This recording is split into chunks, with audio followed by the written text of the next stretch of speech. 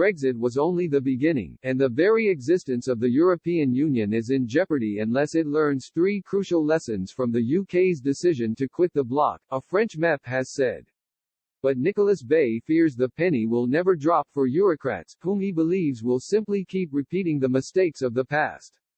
With Britain having severed its ties with Brussels at the end of 2020, the European Parliament is currently scrutinising the deal which both Prime Minister Boris Johnson and Ursula von der Leyen, President of the European Commission, signed at the end of last year. Technically, MEPs have the power to reject the deal, albeit such an outcome is unlikely. But Mr. Bay, who represents the right-wing National Rally Party in the European Parliament, offered several home truths which he urged Mrs. von der Leyen and her colleagues to do their best to understand.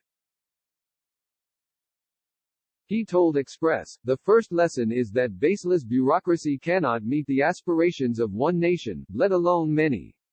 The way in which the EU currently operates was fundamentally flawed, because it was impossible to satisfy the divergent interests of the EU 27, Mr. Bay said.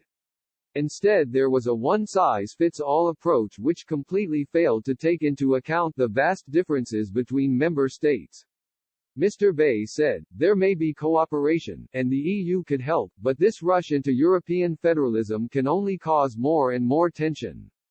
Following on from his first point, Mr. Bay offered a second, which stemmed directly from the result of the 2016 referendum. Euroscepticism in the UK had stemmed from decades of resentment at what was perceived as the aloof, bureaucratic and bullying attitude of the EU towards the UK, Mr. Bay said. He explained, Brussels must start listening to the people instead of despising them.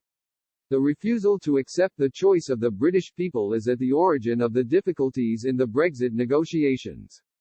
More generally, not listening to the will of the Hungarian or Polish peoples who elect by a large majority the leaders that Brussels seeks totally shows a potential totalitarian drift.